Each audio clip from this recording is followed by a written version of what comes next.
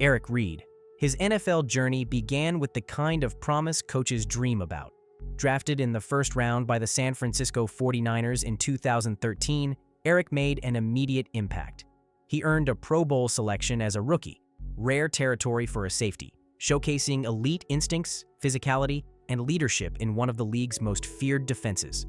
Alongside stars like Patrick Willis, Navarro Bowman, and Aldon Smith, Eric helped anchor a unit that terrorized offenses and became the heart of the franchise. But in 2016, Eric's path took a turn that went far beyond football. That preseason, he joined quarterback Colin Kaepernick in kneeling during the national anthem to protest police brutality and systemic racism.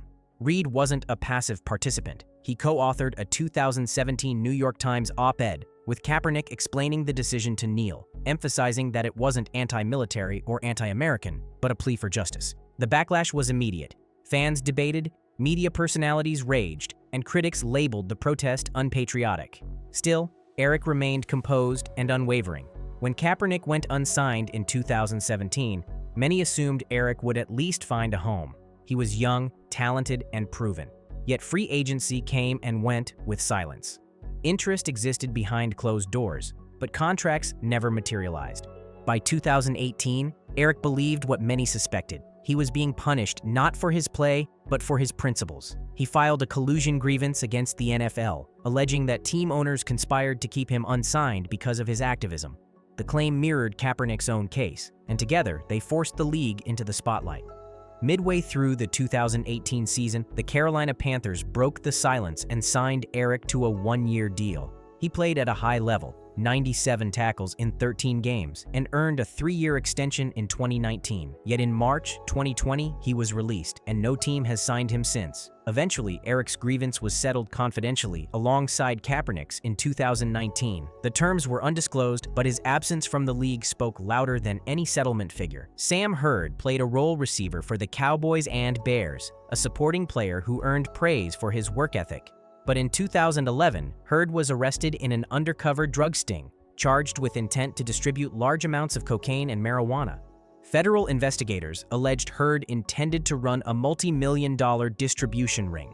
By 2012, he was sentenced to 15 years in federal prison. Hurd's rapid descent from practice field professional to convicted conspirator stunned teammates and fans who had known him as a low-key, detail-oriented player. The severity of his sentence and the scale of alleged trafficking placed him among the disturbing examples of active players whose criminal choices ended careers quickly and permanently. Colin Kaepernick's NFL story reads like two careers, one played on the field and one that reshaped the culture around it.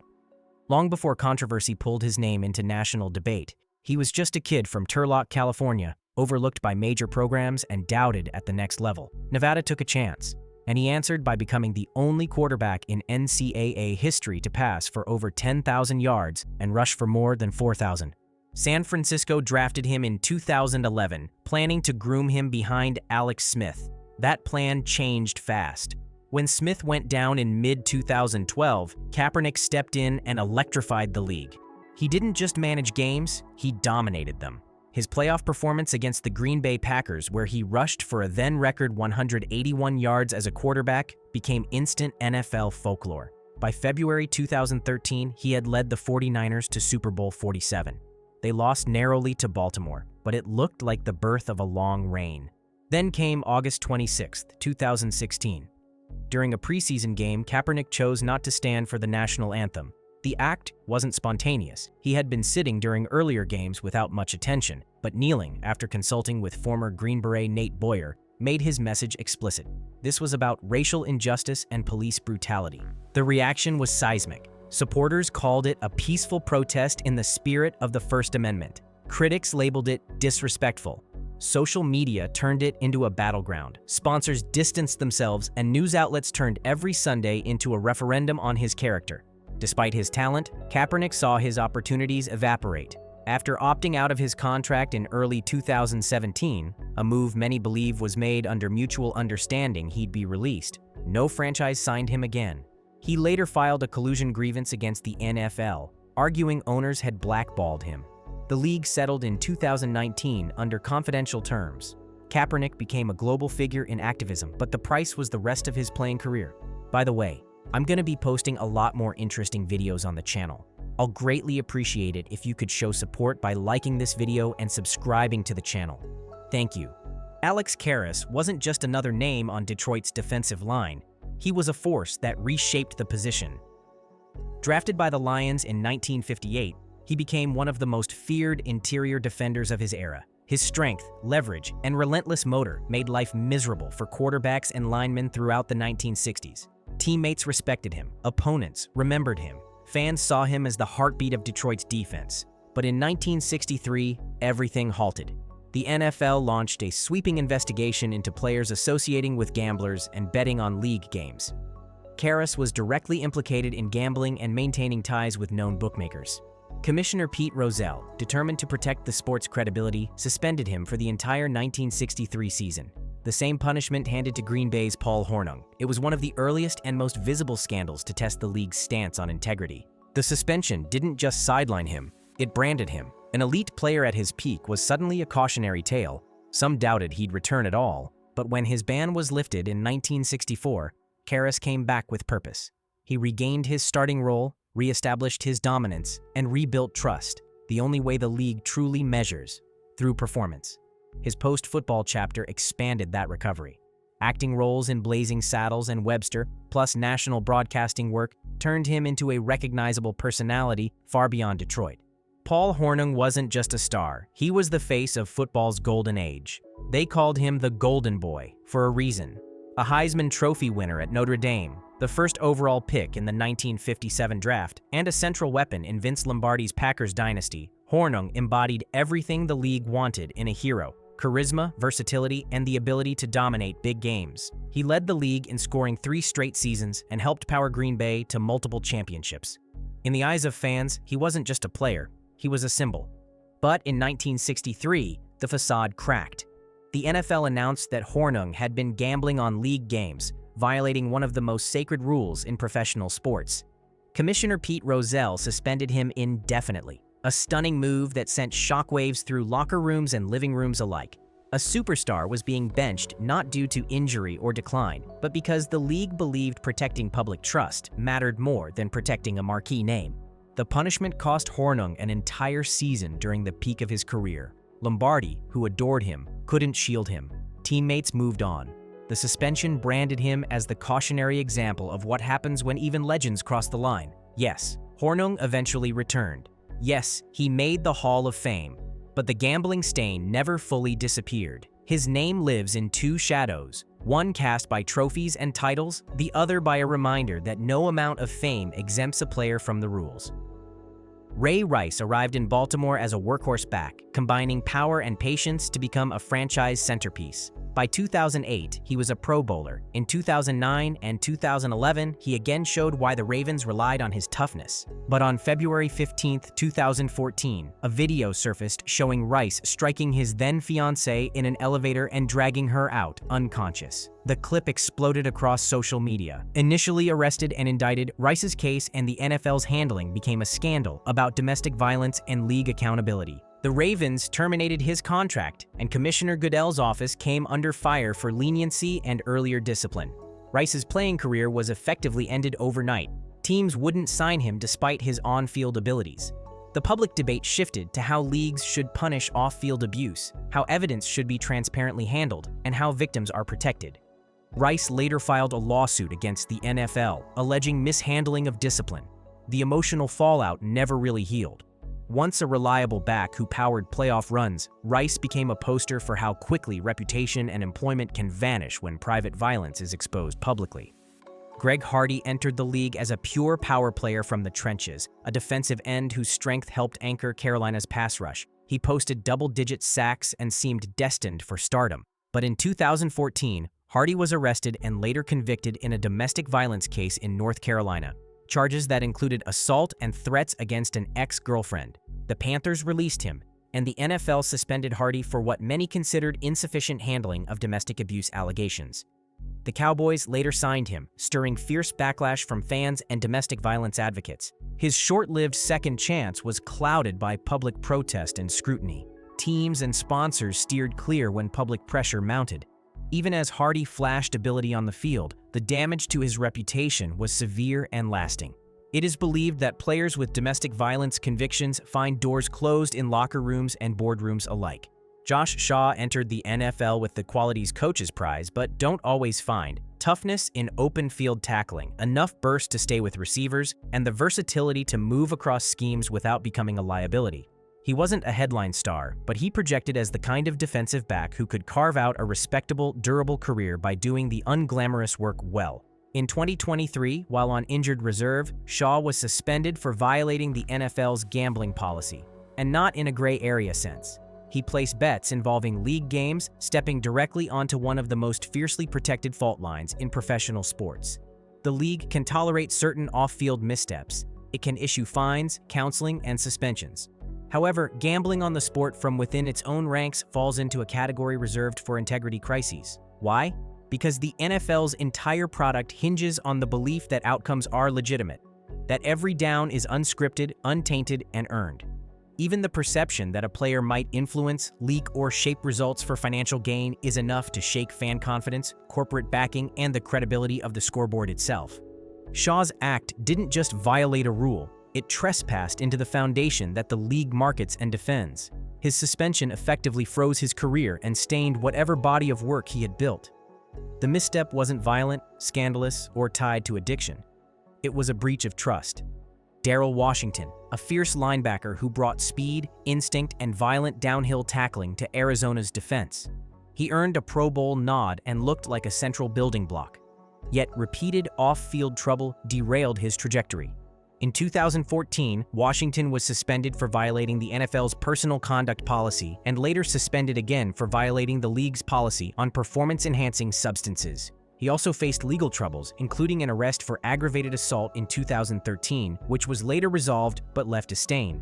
The Cardinals released him in 2015, and he never returned to his prior form in the league. Washington's case is a portrait of a player whose emotional volatility and off-field decisions pushed teams to cut ties, even when his football instincts remained elite. Antonio Brown was a magician with a football, precise route running, a catcher's hands, and a relentless hunger that made him one of the league's elite receivers. Pro Bowls piled up in Pittsburgh, and his statistics read like gaudy poetry. But beginning in 2018, Brown's off-field life grew chaotic. Helmet disputes, public friction with teams, and allegations of sexual misconduct stacked up in separate incidents. After short stints and abrupt exits from multiple teams, Brown's behavior raised questions about accountability for mental health, fame, and impulsive choices. He faced lawsuits, multiple allegations, and erratic public statements that made clubs wary despite occasional flashes of brilliance on the field. By 2020, the pattern was clear: elite talent shadowed by consistent controversy. Brown's case shows how brilliant ability and destructive behavior can coexist, and how franchises weigh performance against locker room culture and reputation damage. Justin Blackmon joined the NFL as a 5th overall pick in 2012, a wideout from Oklahoma with freakish leaping ability, crisp hands, and separation skills that promised consistent production. In his rookie season, he flashed upside. In 2013, scouts and coaches saw a potential long-term star, but Blackmon's career unraveled quickly. Multiple arrests for DUI and repeated violations of the NFL's substance abuse policy led to an indefinite suspension in 2014. That ban lasted through what should have been his prime years. By the time he was eligible for reinstatement, teams had moved on, and the window of opportunity had narrowed. What began as unfulfilled potential turned into a sobering lesson on the long-term consequences of off-field conduct and addiction. Blackmon later spoke publicly about his struggles, but the game had already moved forward. Teammates and front offices prioritize reliability and availability above raw talent. Lawrence Phillips, a bruising running back with a violent style, brought his college stardom into the NFL with first-round expectations in the late 1990s. On the field, his power and explosiveness seemed unstoppable. Off the field, a string of violent incidents and legal troubles followed. Arrests for assault and troubling behavior painted a portrait of a man at war with himself. Phillips' legal troubles culminated in a conviction for assault and a prison sentence. His battles with the law and allegations of domestic abuse destroyed trust among teams. Repeated chances evaporated as teams and leagues concluded his off-field risk outweighed his on-field value. Phillips's life ended tragically in 2016 while incarcerated, a deeply sad end to a career and life punctuated by violence, missed help, and untreated problems. Jonathan Dwyer built his NFL identity on toughness, discipline, and dependability, the kind of player who rarely gets headlines but quietly earns the trust of coaches. Drafted by the Pittsburgh Steelers in 2010, he carved out a role as a downhill runner who protected the football, absorbed contact, and did the dirty work most starters avoid. He wasn't flashy, but he was durable and respected in the locker room. By 2013, the Arizona Cardinals brought him in with the expectation that he'd be a sturdy rotational back and a calm professional presence. That image was shattered in 2014. In September of that year, Dwyer was arrested and charged with aggravated assault after a violent domestic dispute involving his then-wife.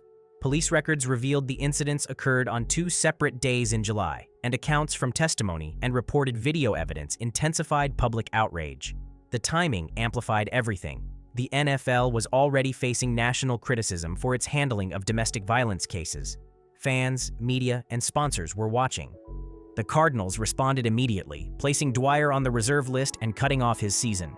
No team called after that. No second chance, no depth chart opportunity, no training camp comeback. His career didn't end with injury or age. It ended with a mugshot. He eventually pled guilty to a reduced charge of disorderly conduct, resulting in probation, counseling, and community service. But his name never returned to the league in any capacity. Most of these cases leave us with a haunting question. When an athlete commits violence off the field, is rehabilitation enough to reopen the door? Or should certain choices erase a career for good? I'd love to hear your thoughts in the comments.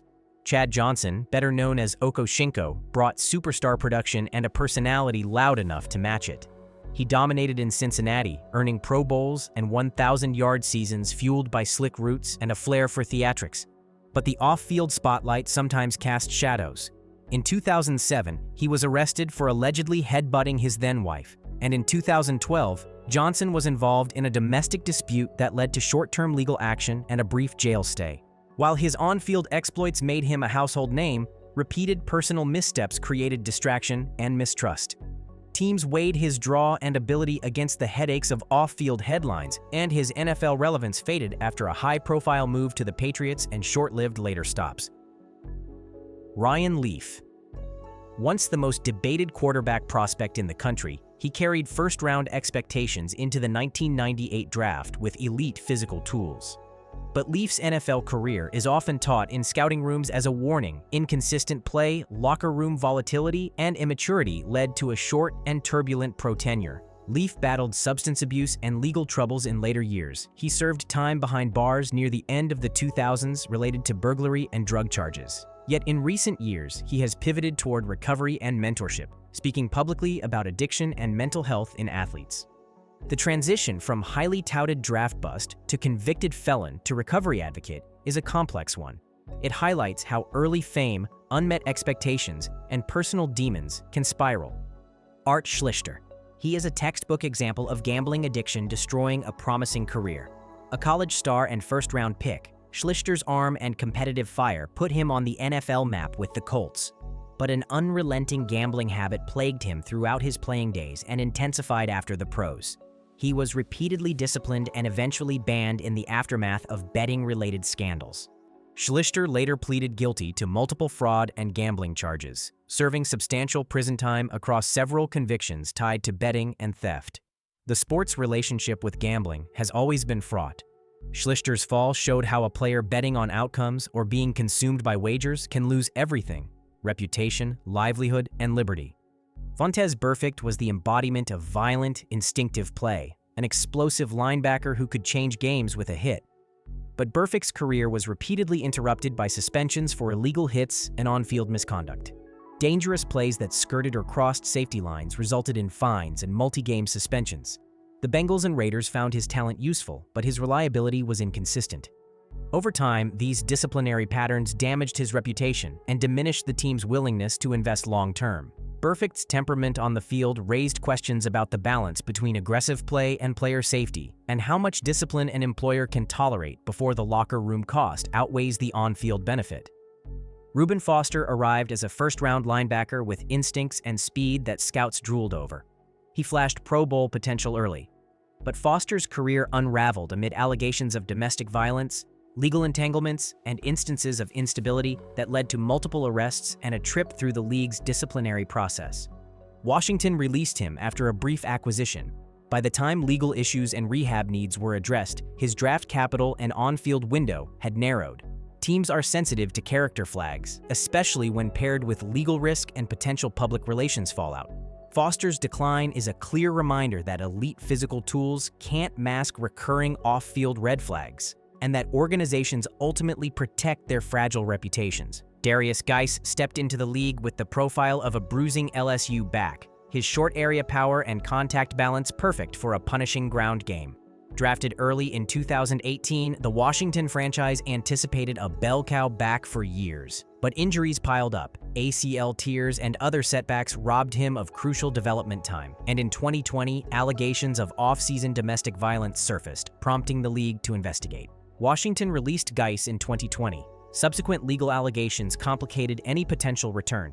The combination of repeated injuries and serious off-field allegations closed off what might have been a long pro tenure. Guice's path illustrates how fragile RB careers can be when health and behavior become problematic, and how teams balance availability and public scrutiny alongside talent.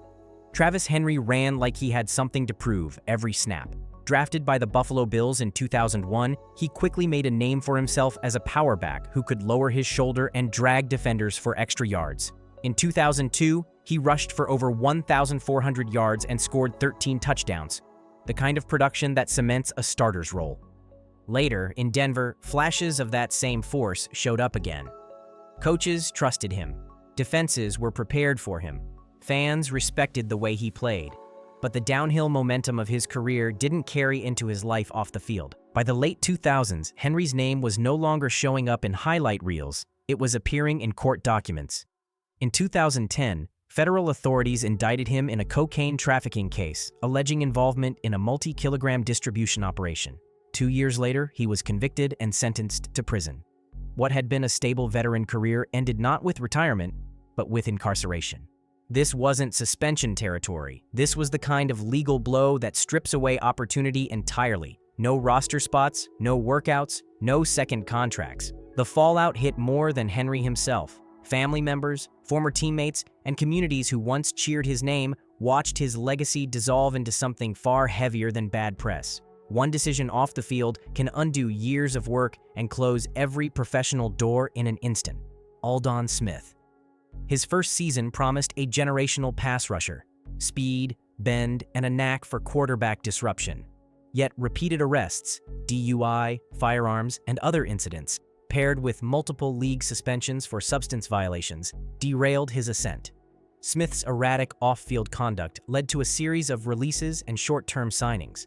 He attempted comebacks and briefly flashed the old explosiveness, but the pattern of legal troubles and suspensions kept him from sustaining a long-term return. Smith's career demonstrates how chronic off-field legal and personal problems can quickly eclipse extraordinary athletic potential. Johnny Jolly showed early promise as a defensive tackle for the Packers, using interior disruption to hint at a lengthy NFL career. But Jolly's career was interrupted by repeated drug arrests and convictions, specifically involving controlled substances, which led to multiple suspensions and prison time.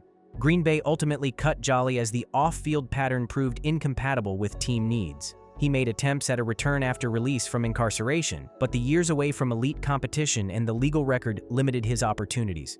Kevin Mack made his living off grit and impact. In Cleveland, he was one half of the Bruise Brothers backfield with Ernest Biner, a duo built to run through people, not around them. Mack wasn't flashy, and he didn't need to be. He lowered his pads, delivered hits, moved the sticks, and did the dirty work that wins games.